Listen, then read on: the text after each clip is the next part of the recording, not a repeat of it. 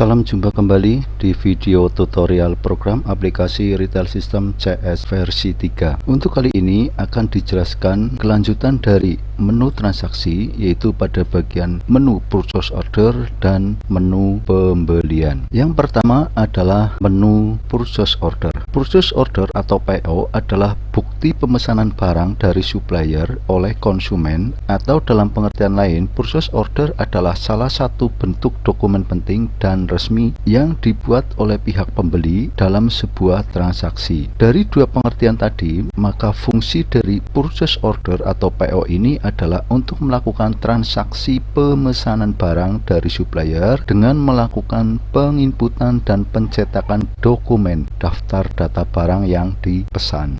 Oke, kita langsung buka menu purchase order ini. Ya, kita klik ya, form data purchase order barang sudah terbuka. Lalu kita perhatikan pada tampilan yang ada pada form ini, pada form data purchase order barang ini, di mana untuk bagian tombol perintah hampir sama dengan menu-menu yang lainnya. Lalu pada bagian tabel ini terbagi menjadi dua.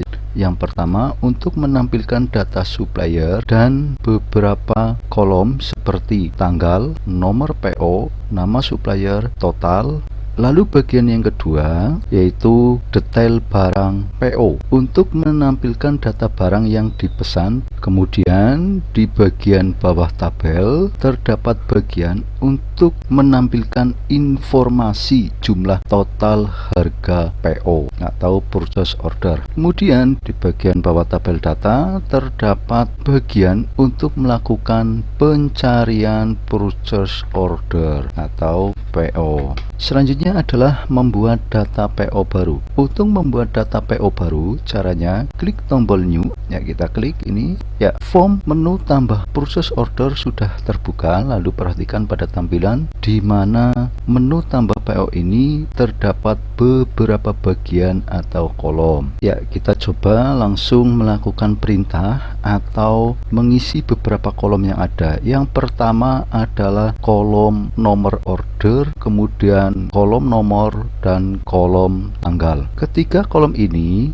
akan terisi otomatis ketika kita membuka menu tambah purchase order ini. Jadi untuk ketiga kolom ini bisa kita abaikan atau tidak perlu kita atur. Selanjutnya adalah kolom supplier. Untuk mengisi kolom supplier ini bisa kita ketik nama suppliernya atau kode suppliernya, atau tekan tombol F6 ini. Ya, kita klik tombol F6 nya, maka tampil form menu supplier. Lalu kita cari atau kita pilih salah satu supplier yang akan kita order, kemudian klik OK. Kemudian perhatikan pada bagian kolom supplier ini, pada di samping kode akan terisi nama suppliernya, kemudian di bawahnya sebenarnya kalau tadi nama suppliernya itu identitasnya lengkap dengan alamatnya, maka di sini alamat juga akan tampil. Selanjutnya ke bagian tabel data, yaitu memasukkan item barang yang akan kita order. Untuk memasukkan item barang, caranya bisa kita ketik nama barang atau kode barang atau scan kode barcode-nya. Jika item barang terdapat kode barcode, ya kita scan nama barangnya atau item barangnya di kolom nama barang ini. Ya, nama barang sudah masuk. Lalu perhatikan di kolom lainnya seperti nomor, kode, nama barang, kuantiti, satuan, harga, dan jumlah ini dia akan langsung tampil secara otomatis ketika item barang kita masukkan. Kemudian pada bagian tabel ini yang perlu kita perhatikan selain kolom nama barang adalah kuantiti, di mana kolom kuantiti ini untuk menentukan jumlah kuantiti barang yang akan kita order, dan kolom kuantiti ini bisa kita isi atau kita tentukan secara manual. Ya, misalkan kita isi 12, kemudian enter. Nah, kemudian misal kita masukkan lagi item barang lainnya. Ya, sudah tampil. Kemudian tentukan kolom kuantitinya atau jumlah ordernya, misalkan 20. Setelah kita selesai memasukkan item barang ini, lalu perhatikan pada bagian kolom total order. Di situ akan tampil sejumlah angka dari total nilai order barang yang diorder. Lalu isi keterangan di kolom keterangan. Ya, misalkan order barang. Kemudian setelah beberapa kolom sudah diisi, lalu kita simpan. Namun sebelum kita simpan, cek lagi data barang yang akan kita order, apalagi jika barang yang kita order itu sangat banyak. Ya, kalau di sini kita order yang kita masukkan itu hanya 2, tapi kalau misalkan nanti data barangnya cukup banyak, misalkan sampai ratusan, kita harus melakukan pengecekan terlebih dahulu sebelum kita melakukan penyimpanan. Kemudian setelah kita cek dan dirasa sudah sesuai atau benar, lalu kita simpan. Ya, pada saat kita melakukan penyimpanan, maka akan tampil form pilih cetak faktur. Jika kita mau mencetak, maka pilih 3 tombol pilihan, yaitu tombol PO tidak ada harga beli, kemudian tombol PO ada harga beli, kemudian tombol PO ada harga beli dan tidak. Ya, kita klik. Ya, tampil menu preview di mana di sini untuk melakukan pencetakan. Kemudian kita geser ke bawah, di situ juga ada 2 lembar. Ya, jadi nanti ketika ini kita cetak, nanti akan tercetak 2 lembar faktur PO. Dan dari 2 lembar ini nanti yang satu nanti kita kasih ke supplier, kemudian yang satunya kita simpan untuk nanti melakukan pengecekan ketika item barang ini datang. Ya, kemudian kita close. Ketika form preview ini kita close, maka data PO tadi yang kita buat itu akan tersimpan dan tampil form tambah proses order yang masih kosong. Jika dirasa sudah cukup, maka kita klik tombol batal atau kita tutup. Ya, kemudian pilih yes. Kemudian ketika tadi tampil 4 tombol pilihan, tadi ada tombol namanya tidak cetak. Apabila tidak dicetak, dia akan tetap menyimpan dan kita bisa melakukan pencetakan di tombol perintah cetak order barang ini. Ya, selanjutnya setelah kita simpan lalu melakukan cetak atau tidak, maka perhatikan di form data form ini di mana sudah tampil nama suppliernya yang tadi kita masukkan PO, kemudian di sebelah kanannya di detail barangnya juga sudah tampil nama item barangnya. Kemudian untuk tombol-tombol perintah atau bagian yang lainnya kami kira tidak perlu dijelaskan. Kita coba melakukan cetak order barang lagi. Kita klik cetak order barang, kemudian di sini akan tampil 3 pilihan tombol perintah atau menu perintah, yaitu PO tidak ada harga beli, kemudian PO ada harga beli, dan yang terakhir PO ada harga beli dan tidak. Dan ini sama dengan yang tadi ketika kita selesai menginput item barang yang kita order. Ya, kita coba klik tombol PO ini yang atas. Ya, tampilannya sama seperti yang tadi kita lakukan. Ya, kita close. Kemudian perlu kita perhatikan hasil dari PO yang dibuat ini nanti bisa kita gunakan sebagai referensi pada saat kita melakukan input transaksi pembelian barang dan juga akan jadi bagian dari input transaksi pembelian barang. Ya, kemudian tentang ini nanti akan dibahas atau dijelaskan pada menu bagian pembelian. Ya, demikian penjelasan atau pembahasan tentang menu purchase order. Ya, kita tutup menu purchase order ini.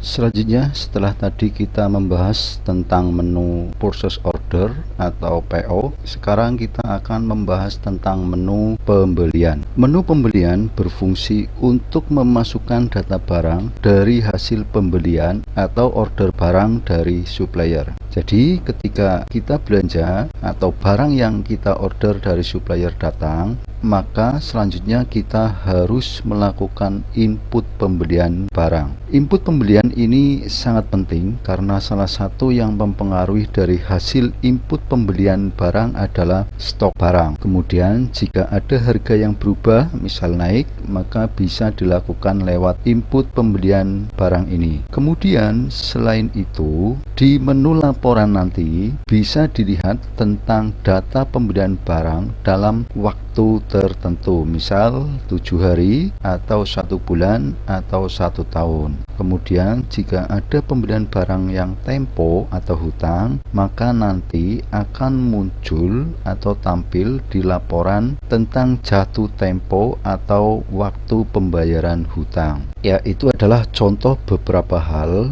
yang dapat kita lakukan ketika kita melakukan input pembelian barang. Ya, langsung saja kita buka menu pembelian ini. Ya, kita klik atau tekan tombol F6 pada keyboard. Form data pembelian barang sudah tampil. Lalu kita lihat pada tampilan, di mana tampilan dan beberapa bagian dari form data pembelian barang ini hampir sama dengan tampilan pada form data purchase order atau PO. Yang membedakan adalah pada tabel data di sini terdapat kolom tanggal barang, kolom nomor faktur, kolom nomor faktur supplier, kolom nama supplier, kolom jatuh tempo, kemudian kolom subtotal, kemudian kolom diskon, kemudian kolom total DPP, kemudian kolom PPN, kemudian kolom total faktur, kemudian kolom ongkir, kemudian kolom DP, kemudian kolom total, dan yang terakhir adalah kolom keterangan. Kemudian pada bagian samping pada tabel, yaitu bagian detail barang pembelian. Ya, ini juga hampir sama dengan di menu PO, di mana pada menu PO namanya adalah detail barang PO. Kemudian di bagian bawahnya ada kolom namanya total pembelian. Kalau dalam PO adalah total PO. Kemudian pada bagian bawah tabel data terdapat bagian pencarian data pembelian barang.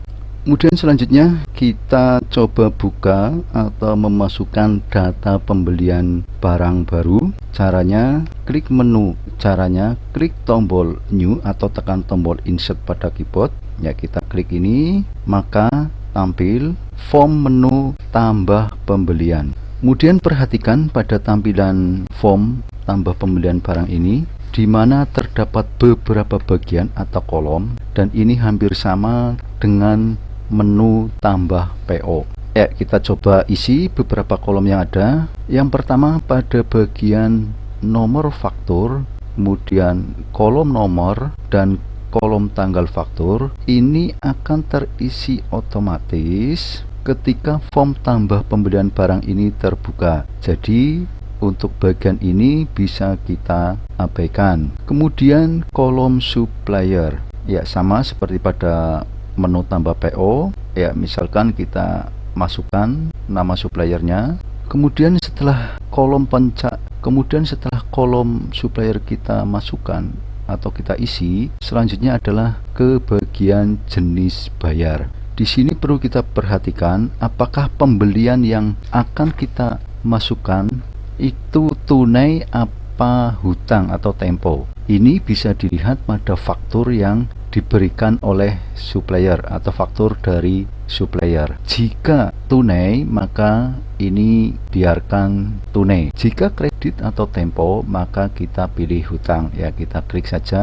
Nah, di situ ada 3 pilihan menu, yaitu tunai, kemudian hutang, dan lunas DP. Ya, misal kita pilih hutang. Kita klik hutang, kemudian perhatikan di sebelah kolom jenis bayar ini, di mana akan tampil kolom tempo dan kolom tanggal. Ya, misal di kolom tempo ini kita isi 7 hari. Artinya 7 ini adalah hari, artinya 7 hari. Kemudian perhatikan pada kolom tanggal ini akan otomatis berubah. Ya, ini menghitung dari tanggal kita melakukan penginputan. Kemudian setelah kita menentukan jenis bayar ini, selanjutnya adalah kolom PPN. Di sini ada pilihan, ya kita klik anak panahnya. Di situ ada 2 menu, yaitu tidak PPN dan ada PPN. Ya, kita pilih ada PPN. Ketika kita pilih ada PPN, maka nanti pada HPP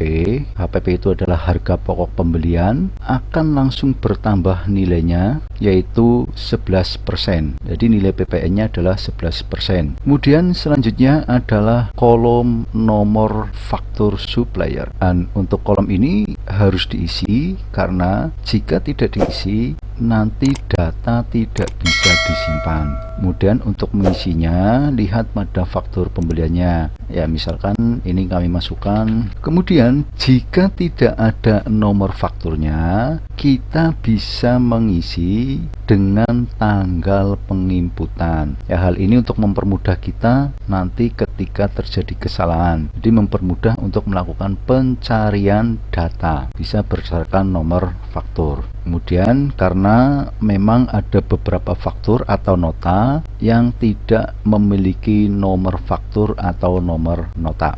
Ya, ini adalah pada bagian supplier, jenis bayar, PPN, dan nomor faktur. Ya, sebenarnya setelah kita mengisi bagian ini, kita bisa langsung melakukan atau menambah data pembelian barang. Kemudian bagian berikutnya adalah bagian nomor PO. Pada bagian ini fungsinya untuk memasukkan data pembelian barang berdasarkan purchase order atau PO. Ya, seperti yang pernah kami jelaskan pada menu purchase order atau PO, bahwa hasil dari melakukan penginputan data di PO atau yang kita buat kemarin, ini bisa kita gunakan pada saat melakukan input transaksi pembelian barang. Ya, jadi disinilah fungsinya. Ya, kita coba langsung memasukkan data PO yang sudah kita buat. Ya, kita klik tombol cari ini, maka akan tampil form menu faktur purchase order. Kemudian di bagian dari faktur purchase order ini terdapat beberapa kolom dan data yang sudah kita buat. Selain itu juga terdapat kolom pencarian data PO. Ya, kita pilih saja yang sudah kita buat. Setelah kita pilih, kemudian klik tombol pilih. Ya, data sudah masuk, nomor PO sudah terisi, kemudian tanggal PO juga sudah terisi. Ya, ini tanggal PO-nya adalah tanggal 5 bulan 2 2024. Kemudian nama suppliernya juga sudah berubah. Kemudian pada bagian tanggal faktur di sini perlu kita atur. Kalau tadi ketika kita buka menu tambah pembelian ini tampil, tapi ketika kita memasukkan data berdasarkan nomor PO, maka di sini tanggalnya kosong. Ya, kita klik tombol angka 15 ini, tentukan tanggalnya, tanggal kita memasukkan data pembelian dari PO. Ya, misal tanggal 6. Setelah kita memasukkan atau menentukan tanggal, kemudian pada bagian jenis bayar, kemudian PPN, dan nomor faktur, ini bisa kita isi atau kita tentukan. Kemudian setelah di bagian atas ini sudah kita tentukan, kita ke tabel data. Di sini sudah tampil data item barang yang kita masukkan berdasarkan data di PO. Kemudian data barang yang sudah tampil ini dapat kita lakukan perubahan jika terjadi beberapa hal yang perlu kita ubah, misalkan harga atau quantity. Ya, caranya kita pilih data item barang yang akan kita ubah, kemudian klik tombol edit. Ya, ini di sini yang perlu kita lakukan perubahan. Misal harga belinya. Kalau kemarin harga belinya berapa, ternyata ketika barang datang ini harganya berubah, misalkan naik atau turun. Ya, bisa kita lakukan perubahan. Kemudian setelah kita melakukan beberapa perubahan, lalu kita simpan. Ya, jika kita akan melakukan perubahan yang lain atau tidak melakukan perubahan dan sudah dicek secara benar, kemudian kita simpan. Ya, jadi data pembelian sudah tersimpan berdasarkan PO atau order yang sudah kita buat sebelumnya. Kemudian setelah tadi kita mengisi bagian nomor PO atau memasukkan data PO, selanjutnya adalah bagian diskon faktur. Ya, perlu diperhatikan juga di sini bahwa diskon faktur itu adalah diskon pembelian barang dari nilai total faktur yang ada. Jadi nanti jika ada diskon, maka semua item barang itu akan mendapatkan diskon. Kemudian pada diskon faktur ini terdapat dua kolom, dan ini juga tergantung pada diskon faktur yang ada, apakah itu jenisnya persen atau rupiah. Jika nilainya adalah rupiah, kita masukkan rupiah, misalkan 1000. Maka nanti item barang yang kita masukkan pada tambah pembelian barang itu nanti akan mendapatkan diskon. Ya, ini tentang bagian dari diskon faktur. Ya, selanjutnya kita melakukan input atau menambah data barang. Namun sebelum kita melakukan penginputan atau menambah data barang, kita tentukan dulu pada bagian supplier, jenis bayar, PPN, dan nomor faktur. Jadi urutannya ketika kita membuka menu tambah pembelian barang ini, selanjutnya tentukan kolom suppliernya. Ya, kita masukkan suppliernya, kemudian jenis bayarnya, ya misalkan tunai, kemudian PPN, ya misalkan ada PPN-nya. Ini nanti akan kelihatan ketika kita memasukkan item barang. Kemudian selanjutnya adalah nomor faktur, ya kita masukkan. Ya, jadi sebelum kita menambah item barang, ini harus kita tentukan dulu. Selanjutnya adalah memasukkan item barang. Untuk memasukkan item barang, caranya adalah klik tombol tambah barang atau tekan tombol insert pada keyboard. Jadi bukan di tabel ini kita scan kode barcode-nya, tapi di perintah tombol tambah barang ini atau tekan tombol insert pada keyboard. Ya, kita klik ini, maka tampil form tambah detail beli. Perhatikan di sini pada form tambah detail beli ini, di sini banyak kolom yang tersedia dan terdapat beberapa tombol perintah juga. Kemudian dari banyaknya kolom di sini, ini juga sama seperti ketika kita membuat data barang baru, bahwa kolom itu terbagi menjadi beberapa jenis. Yang pertama adalah kolom yang harus diisi, yaitu kolom nama barang, kemudian kolom kuantiti beli, kemudian kolom satuan beli, dan kolom harga beli. Kemudian ada kolom yang boleh diisi, boleh tidak, seperti kolom diskon, ya ini semua kolom diskon ini, dan kolom kode HPP. Kemudian kolom yang tidak bisa kita isi, ya seperti kolom kode, kemudian kolom barcode, kemudian kolom DPP, kolom PPN, kolom neto, dan beberapa kolom yang berwarna hijau muda ini. Dan kolom-kolom ini dia akan terisi otomatis ketika kita mengisi beberapa kolom yang perlu kita isi atau harus kita isi. Selain itu juga ada kolom yang baru aktif jika kita melakukan perintah pada tombol, ya seperti tombol edit harga. Maka nanti untuk kolom-kolom bagian harga ini dia akan aktif dan kita bisa melakukan pengisian atau melakukan perubahan. Kemudian perlu diperhatikan juga di sini, jika nanti ada item barang yang akan kita masukkan itu termasuk produk baru dan belum terdaftar di data barang, maka kita bisa membuat data barang baru di sini. Jadi tidak harus keluar dari tambah detail beli ini, kemudian kita masuk ke menu master data membuat data barang baru, tidak, tapi lewat sini pun bisa kita membuat data barang baru. Ya, kita langsung saja. Pertama pada kolom nama barang. Ya, untuk memasukkan item barang saya kira sudah paham. Ya, di sini kita scan langsung item barang. Ya, di sini sudah tampil nama item barangnya. Kemudian perhatikan ketika kolom nama barang ini sudah terisi, kemudian pada bagian kolom kode dan kolom barcode ini sudah tampil otomatis. Kemudian di beberapa kolom-kolom yang lainnya seperti data beli sebelumnya, kemudian HPP barang sekarang, kemudian pada bagian harga jual ini juga tampil mengikuti dari data barang yang kita masukkan. Kemudian diperhatikan juga ketika kita memasukkan item barang ini dan sudah masuk, maka maka kursor itu akan langsung berpindah ke kolom kuantiti beli. Kemudian nanti jika kita akan melakukan atau mengisi ke kolom selanjutnya, bisa kita melakukan pindah kursor ini dengan menekan tombol tab atau tombol enter pada keyboard. Karena nanti ketika kita tekan tombol tab atau tombol enter itu, kursor itu akan berpindah secara berurutan mengikuti alur mana kolom yang selanjutnya diisi.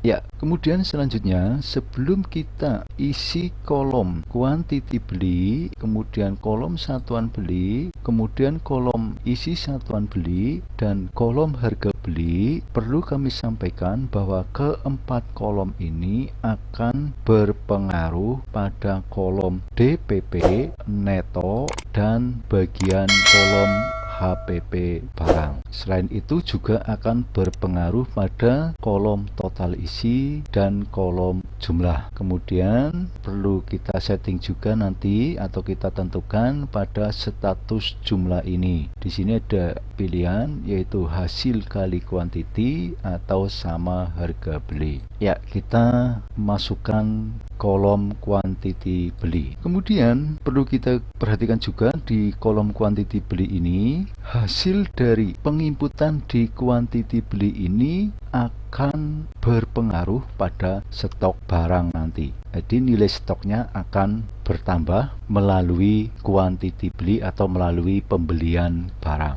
Nah, ini salah satu faktor dari pengaruh bertambahnya stok barang. Jadi harus kita perhatikan atau harus sesuai dengan yang ada di faktur dan juga dengan real barang yang kita beli. Nanti di sini ada dua cara untuk melakukan penginputannya. Ya, kita langsung isi kolom kuantiti beli ini. Di sini data item barang yang kita masukkan adalah rokok. Ya, misalkan kita beli rokok ini sebanyak 5 slop. Satu slop biasanya isinya adalah 10. Maka di kuantiti beli ini kita masukkan 50. Kemudian kita tekan tombol tab. Ya, kursor berpindah ke kolom satuan beli. Satuan beli adalah satuan barang pada data barang, di mana satuan barang rokok ini yang terkecil adalah bungkus. Maka kita masukkan satuan belinya adalah bungkus. Ya, kita klik saja kodenya BKS. Ya, di situ nama satuannya adalah bungkus. Atau kalau kita nggak hafal, ya kita klik tombol cari ini. Selanjutnya kita tekan tombol tab atau enter. Ya, posisi kursor akan berpindah pada kolom satuan beli. Di sini satuan beli ini biarkan tetap satu pieces. Kemudian pada bagian kolom total ini sudah terisi 50 dan ini mengikuti kuantiti beli ini, hasil dari perkalian ini dengan ini. Kemudian kita tekan lagi tombol tab atau tombol enter, kursor akan berpindah ke kolom harga beli. Kita perhatikan harga belinya berapa di faktur, itu ada perubahan atau tidak dengan data sebelumnya. Ya, misalkan dibuat sama 3108 atau 31.080 rupiah. Ya, perhatikan terjadi beberapa perubahan di kolom ketika kita mengisi harga beli ini. Yang pertama adalah kolom jumlah. Kolom jumlah ini dia akan terisi ketika kita sudah memasukkan kuantiti beli dan harga beli. Dan di sini tertulis 1.554 yang artinya 50 dikali harga beli ini yaitu 31.080 rupiah. Kemudian di kolom DPP di sini juga sudah terisi. Kemudian PPN. Ya, PPN di sini 11%, kemudian dirupiahkan dari DPP 1.554.000 dengan ada PPN, maka di sini nilai PPN-nya adalah 170.940 rupiah. Kemudian netonya adalah 1.724.940 rupiah. Jadi ini DPP ditambah PPN ketemunya ini. Kemudian di HPP barang ini ada dua kolom yaitu HPP satuan sebelum PPN, di mana nilainya ya satuan barang per bungkus, harga pokok pembeliannya sebelum PPN adalah adalah Rp31.080. Nah, kemudian kolom yang kedua adalah HPP satuan sesudah PPN, ya ini sesudah kena PPN harganya jadi bertambah Rp34.498.080. Ya, ini jika tadi di menu ini di sini itu kita pilih ada PPN. Jika tidak, ya jika tidak ada PPN, maka harganya akan tetap yaitu Rp31.080. Ya, ini ketika kita memasukkan kuantiti barangnya dengan nilai total kuantiti yang ada yaitu 50 bungkus. Padahal kita belinya adalah hanya 5 slop. Tapi karena satu slop isinya 10, maka total kuantiti jadi 50. Ya, kemudian setelah kolom kuantiti beli, kemudian kolom satuan beli, kolom isi satuan beli, dan kolom harga beli ini kita isi, dan kolom-kolom yang lainnya itu sudah terisi juga. Kemudian lihat ke bagian harga jual, yaitu harga jual pieces, kemudian harga kuantiti retail pieces, harga kuantiti grosir, dan beberapa harga jual yang lainnya. Kolom ini belum bisa kita isi atau belum bisa kita rubah karena ini masih nonaktif, dan untuk mengaktifkan supaya ini bisa dirubah atau bisa diisi, caranya adalah klik tombol edit harga atau tekan tombol F3 pada keyboard. Ya, kita klik. Nah, akan langsung masuk ke menu edit barang. Dan kemudian tadi yang akan kita isi adalah tentang harga jual, maka kita langsung ke kolom harga jual ini. Ya, bisa kita lihat HPP atau harga pokok pembeliannya itu adalah Rp31.080. Kemudian harga jualnya Rp29.000, maka otomatis profit barangnya menjadi min, dan harus kita ubah. Ya, harus kita ubah menjadi 34.000. Kemudian untuk kolom yang lainnya, jika perlu ada harga grosir atau mungkin harga kuantiti grosir, boleh kita isi atau boleh kita tentukan. Ya, di sini ada harga kuantiti retail. Kita tentukan misalkan menjadi 33.500. Ya, jika memang sudah tidak ada yang perlu kita rubah, kemudian kita simpan.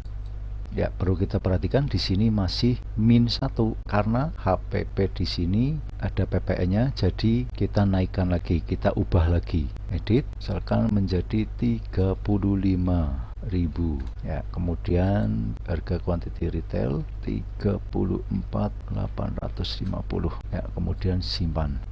Ya, ini sudah sesuai, dia tidak min. Ya, setelah ini kita tentukan beberapa kolom yang ada sudah kita isi, kemudian kita simpan. Ya, data pembelian yang tadi kita masukkan sudah tersimpan. Ya, kita lihat atau cek, kita klik batal. Nah, di sini sudah tersimpan. Ya, misalkan PPN-nya ini kita ubah menjadi tidak ada. Kita klik tidak ada PPN. Ya, kemudian kita masukkan lagi tambah barang.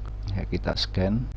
Ya, ini sudah tampil. Kemudian isi kuantiti beli. Ya, sekarang di kuantiti beli kami akan memasukkan kuantiti belinya adalah 5 dus, dan setiap dus berisi 5. Berarti kuantitinya seharusnya adalah 25. Tapi yang kita masukkan adalah dalam bentuk dus. Ya, di sini kita masukkan 5 dus. Kemudian satuan belinya kita masukkan DS, ya dus. Kemudian harga belinya, ya di sini 5.000 harga belinya. Ya, artinya dalam satu dus itu harganya adalah 5.000. Kemudian di sini satuan belinya kita isi 10.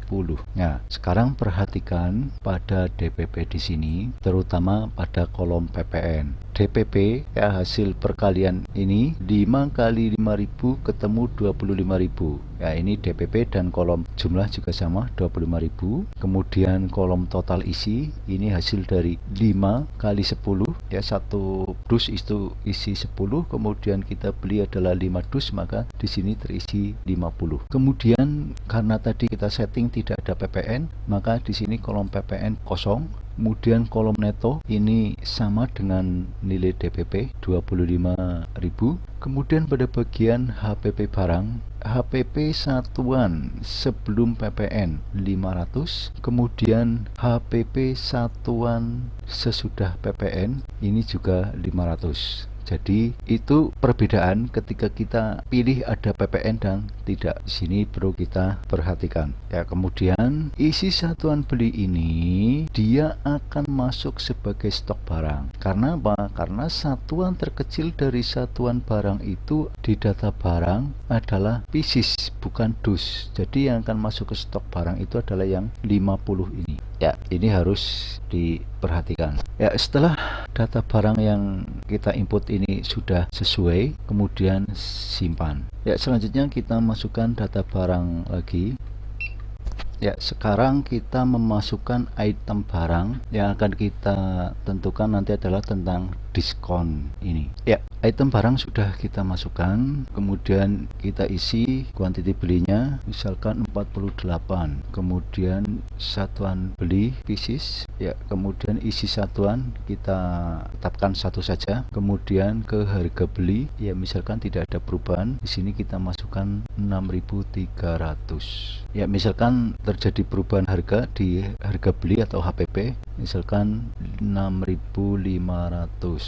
Ya, artinya ada perubahan harga atau naik. Nah, kemudian ternyata di faktur item barang ini ada diskon. Nah, misalkan diskonnya 100 rupiah. Ya, kemudian kita tab atau tekan tombol enter, lihat perubahan yang ada. DPP dengan jumlah ini berbeda. Jumlah ini hasil dari kuantiti 48 kali 6.500, ketemunya 312.000. Kemudian di kolom DPP dan kolom neto ini sudah berubah. Itu karena pengaruh dari diskon ini. Jadi di kolom DPP tertulis 311.900 rupiah. Kemudian netonya juga sama, 311.900 rupiah. Kemudian di HPP barang atau harga pokok pembelian barang, HPP satuan sebelum PPN dan HPP satuan sesudah PPN ini juga nilainya sama. Kemudian untuk bagian harga jualnya, jika harga naik dan kita mau menambah harga jualnya atau merubah, ya kita klik edit harga jualnya.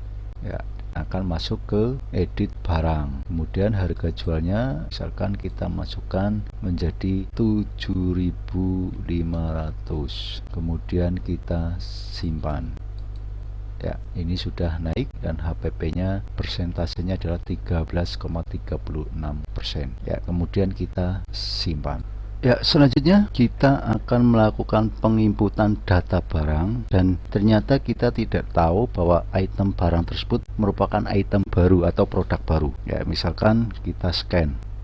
Ya, jadi jika item barang tersebut merupakan item baru atau produk baru dan belum masuk di data barang atau belum pernah kita melakukan penginputan data barang, maka ketika di-scan itu akan muncul menu pilih barang. Karena ini item barang baru, maka kita mencari pun tidak akan ketemu. Maka yang perlu kita lakukan adalah membuat data barang baru. Caranya di sini sudah ada tombol perintah tambah barang atau tekan tombol insert pada keyboard. Ya, kita klik ini. Nah, kita membuat data barang baru. Ya, seperti sudah dijelaskan bagaimana cara membuat data barang baru, saya kira sudah paham. Ya, kita masukkan kode barcode-nya, kemudian nama barang, misalkan full pump, kemudian kelompok listrik misalkan, kemudian satuan barangnya pieces, kemudian suppliernya akan cari umum saja. Ya, cukup sampai di sini, bisa kita simpan karena harga nanti dapat kita masukkan sesuai yang di faktur. Ya, setelah tadi sudah kita buat, kemudian kita tutup dan di sini data barang belum tampil, kita scan lagi kode barcode-nya. Ya, di situ sudah muncul, kemudian pilih, kemudian tekan tombol pilih atau enter. Ya, data barang sudah masuk dan perhatikan di sini data sebelumnya juga belum tampil, HPP barang sekarang juga belum tampil, artinya di sini harga belum dibuat atau belum dimasukkan. Nah, sekarang kita masukkan kuantiti belinya, misalkan 10 karena ini item baru.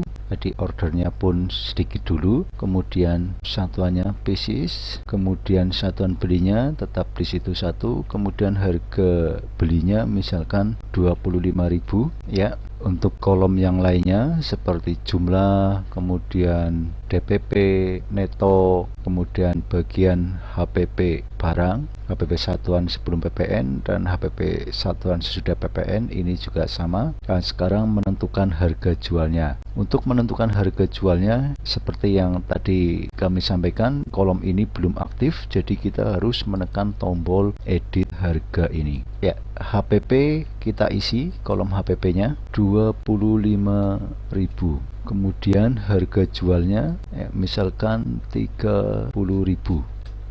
Ya, kemudian kolom yang lainnya seperti harga grosir, kemudian kolom harga kuantiti retail ini perlu diisi atau tidak, itu terserah kita dalam menentukan penjualannya. Ya, di sini misalkan sudah cukup ya kita simpan. Ya, data perubahan sudah disimpan. Ya, di situ bisa kita lihat harga jual sudah terisi 30.000. Kemudian kita simpan. Ya, itu tadi ketika kita melakukan penginputan data barang atau menambah data barang yang data barang itu merupakan produk baru. Kemudian selanjutnya menambah detail beli atau menambah item barang untuk barang yang tidak memiliki barcode. Ya, misal gula pasir. Kita ketik di kolom nama barangnya gula pasir. Kemudian enter. Maka dia akan masuk ke kolom pencarian. Di sini gula pasir terdapat dua pilihan, yaitu gula pasir setengah kilo dan gula pasir 1/4 kilo.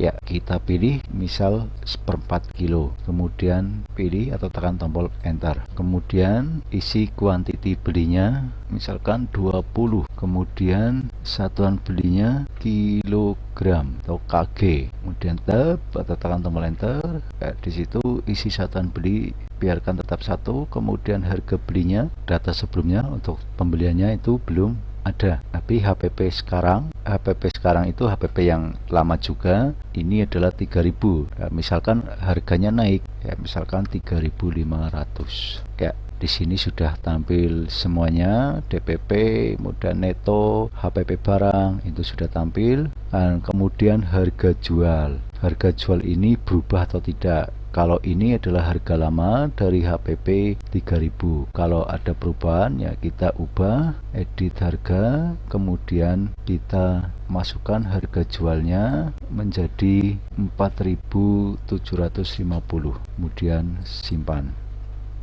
Ya, ini sudah tersimpan dan sudah berubah. Kemudian kita simpan.